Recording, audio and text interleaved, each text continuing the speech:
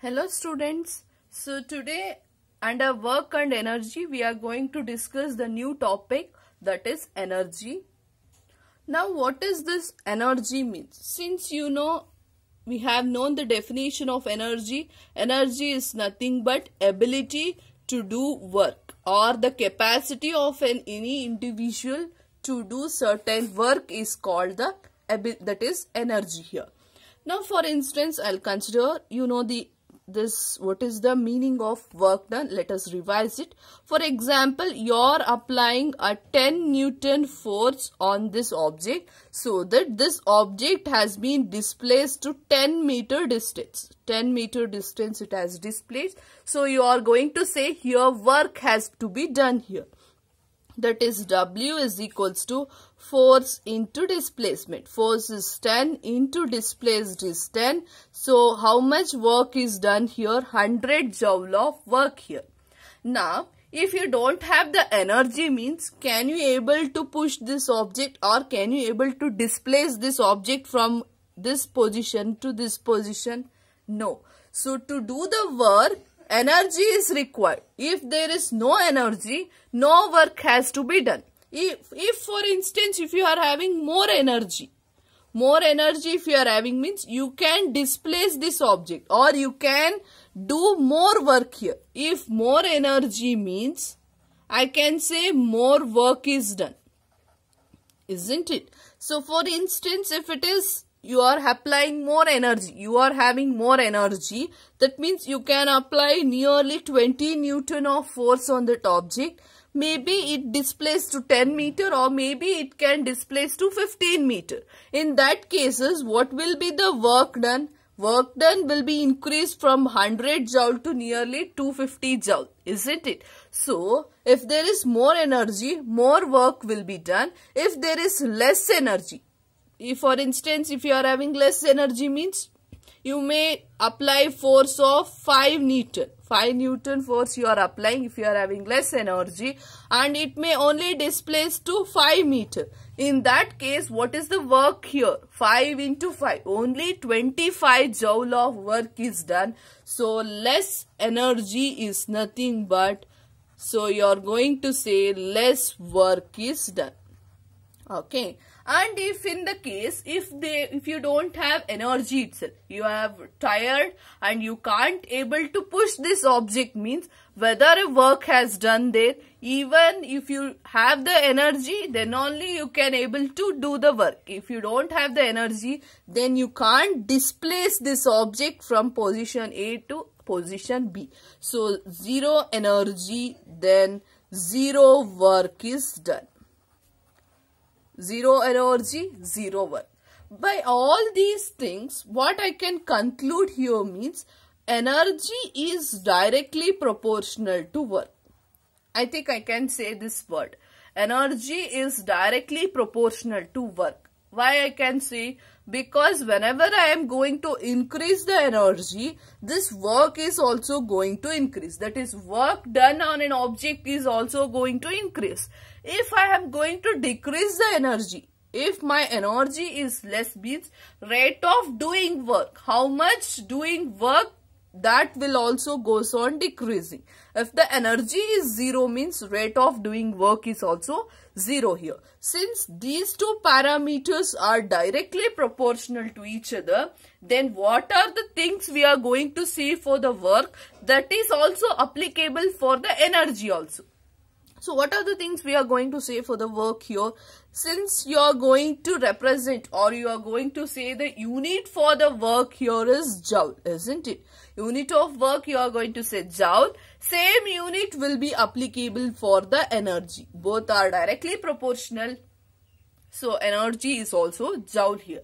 What is the another one thing? What is the quantity you are going to represent for work? Whether work is a scalar quantity or it is a vector quantity. Since work is a scalar quantity, so energy is also a scalar quantity. Okay. So now we want energy to sustain. We means we living organisms, we want energy to sustain. Not only living organisms which is present in our universe, needs energy, but also non-living organisms. You can consider non-living organisms as fan or any refrigerator. If you consider, they also require energy. What energy they have required? Electricity is needed, isn't it? Electricity is also one of the form of energy. So that energy is also required to run a fan, to run a refrigerator or any electronic devices if you have considered. Not only electronic devices, even you can consider about the car, vehicles, that also required energy. That energy is considered as petrol, diesel.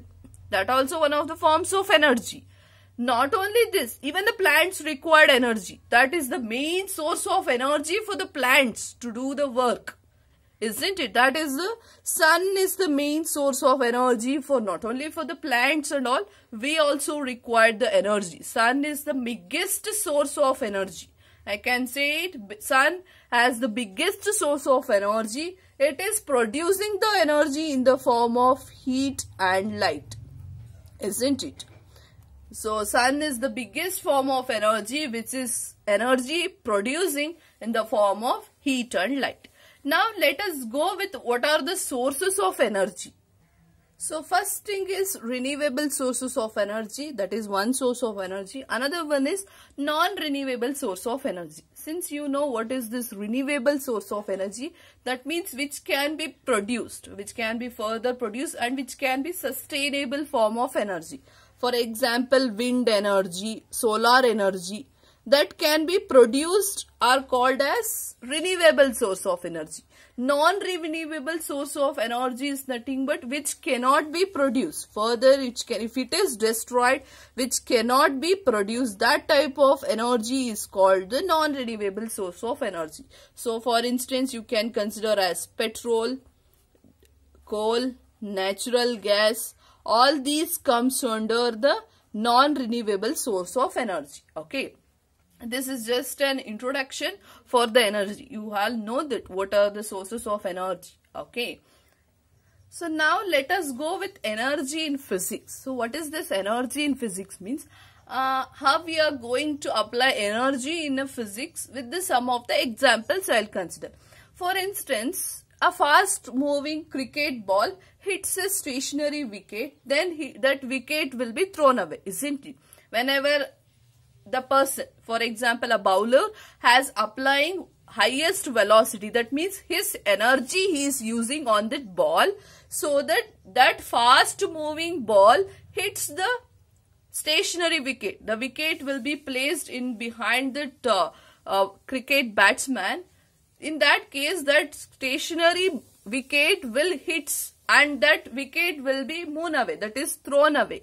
In that cases, here energy from your muscles, here due to the muscular, so from the muscles the energy has been transferred to the ball.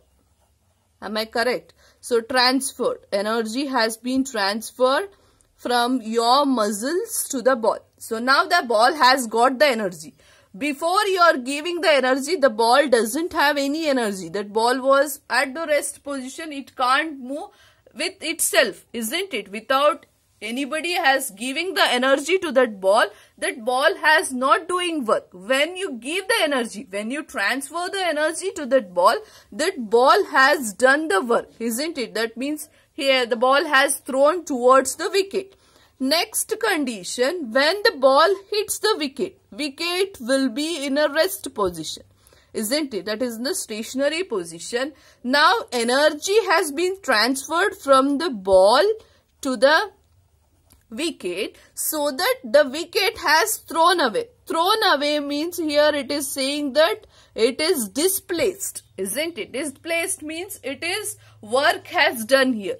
Here in all these cases, when there is a change in energy from one object to another object, work is done here. So in around all these, I can conclude that when there is a change in energy from one object to another object, change in energy from one object to another,